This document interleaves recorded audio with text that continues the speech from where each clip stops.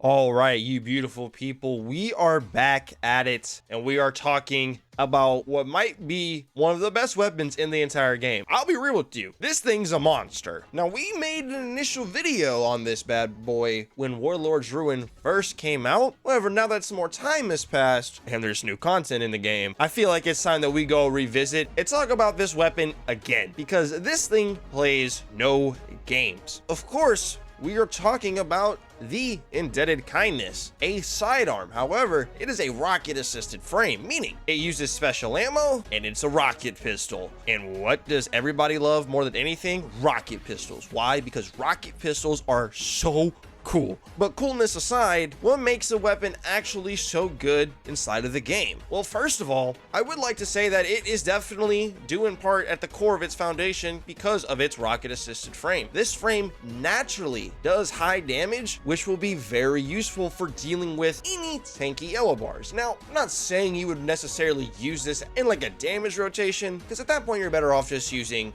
something like a Wilderflight. But when dealing with anything else, and I mean literally anything else that's not a damage rotation, this thing is an absolute menace at dealing with it. Tanky yellow bars, tanky majors, under leveled, no surge, no overcharge to buff it, raw, it's still gonna get down and get to business. And yeah, it does have a pretty nice perk pool to boot as well. And speaking of that beautiful perk pool, let's go ahead and talk about it. So here is the perk pool. There's some stuff here that's gonna jump out at you. Here's Instant Gaming to offer you games and DLC for a cheaper price. Top link in the description. We'll start off in the third column, as we always do, as there are at least 3 perks in here worth talking about. First, I want to talk about the newer perk, Beacon Rounds. This basically allows your rocket pistol to not even have to be aimed properly. You kind of just fire it willy-nilly. Final blows with this weapon grant your projectiles tracking, dealing further damage extends the duration, and you can stack it up to 4 times. Brother man, let me tell you, the tracking that the Beacon Rounds provides you on the rocket pistol, and keep in mind, this does have a velocity stat, it's not a hit scan weapon, is so useful for just firing it hip fire from a far distance willy-nilly type beat, and it still hits the target very easily for high damage. Why? Because it's a rocket pistol. You can really feel Beacon Rounds go into effect even with shielded type enemies. This is a very good perk to pair on this weapon. Trust me, aiming is a thing of the past with Beacon Rounds. Another perk that boosts this weapon a lot pretty well is going to be Impulse Amplifier. Why? Well, first of all, since this is a weapon with a velocity stat, having an Impulse Amplifier grants you 35% increased projectile velocity is going to be very handy. Also, 20 reload speed. Always will take reload speed. So don't have a frowny face if you get one with Impulse Amplifier. It's actually really good on this weapon. Of course, inline action is always good, but the main other perk that I think is worth considering in the third column, of course, is going to be Lead from Gold. This sidearm can generate ammo like it is a primary, but it's a special weapon. So Lead from Gold will be a lot more useful than you think it will, because this weapon acts as a primary, but it isn't a primary, and it hits harder than a hand cannon. You see what I mean? So having Lead from Gold is going to be very good. So if you get any of these 3 perks in your third column, I would consider that a W. Now, let's look at the fourth column, because I would say there's not as bad. There's probably about 3 good perks here. So we'll go ahead and talk about the main 2 perks that I think a lot of people are going to go for. Start off with the first one. I think a lot of people are going to love Volt Shot on this weapon. It's going to help just that much more with dealing with large groups of chunky ads. Tanky boys, Volt Shot, Jolt 'em. This thing's a beast. And hey, if you got something like Beacon Rounds, you gotta aim. It's just free. Oh, and it'll allow your sidearm to stun overloads with the jolt from Volt Shot, so that's always useful too. Now, another perk in the fourth column would be something like Surrounded. Hey man, 40% damage buff while you were within 8 meters of at least 3 enemies. It's gonna proc a lot often in content. Okay, dude, when I say the content you're gonna use it in, I'm referring to Legend Onslaught. Like, can we be real here? Like, obviously we're talking about Legend Onslaught here. That's in the background gameplay for a reason. So getting a 40% damage buff in content in which you're that underleveled in, facing that many enemies consistently, especially yellow bars and orange bars, dude, Surrounded's gonna be really useful. Better than Volt Shot?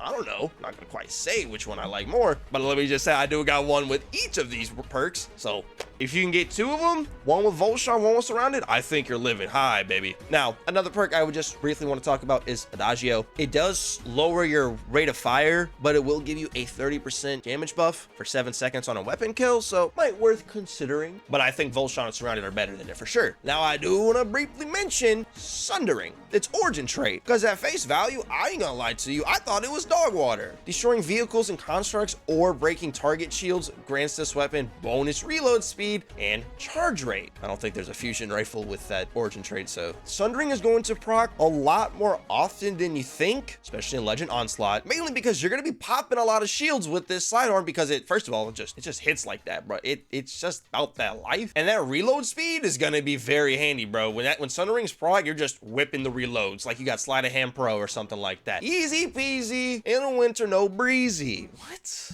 So if you find your sidearm reloading really fast in certain situations and others it's not, probably because of Sundering the origin trait. Worth mentioning, I thought it used to be trash. I was wrong. Now I will say masterworks to go for would probably be velocity. I don't quite know what blast radius does for the sidearm, but if it's anything like it does for grenade launchers, I wouldn't want it. And reload speed could always be useful. So could handling. But I think you're gonna want velocity as your masterwork if you can get that. And then actual combos of perks to rock with. First of all, let me just tell you the role that I'm using in the background gameplay.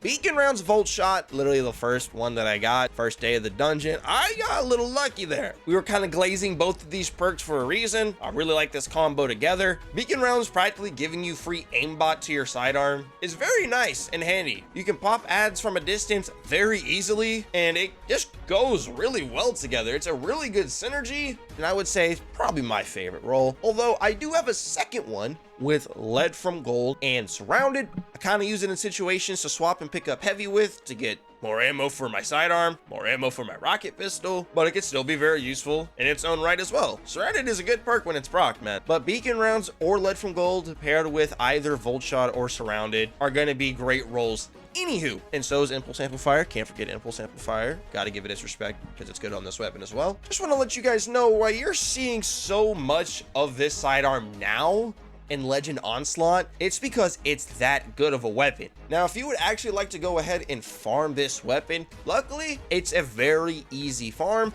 It is the first boss of the Warlord's Ruin dungeon. It is a very quick encounter, especially if you can consistently one phase. But if you are literally just by yourself farming solo, the boss is still very easy and getting the runs very quickly. Of course, if you do have a buddy, that always helps. If you are quick enough, you can actually reload the instance immediately after you defeat him, and you will actually respawn at the start of the encounter. When you load in, you'll still get the loot from the previous run, but you won't have to run the opening, which granted, the opening of Warlord's Ruin is very short, but just something worth mentioning. I would not have like one of your other characters hold this checkpoint because you're just better off starting the dungeon over from the very beginning and just running to the encounter because it's really not that far of a way. So don't waste your time holding a checkpoint. There's no reason to. I would 100% put this up there as a weapon to have before the final shape, especially if you are going to be on the day one raid. I feel like this weapon could definitely come in handy and serve you well. It performs really well in under-leveled content just due to it being a rocket pistol. It has a pretty good amount of combos of perks to rock with as well. Let me know your thoughts and opinions on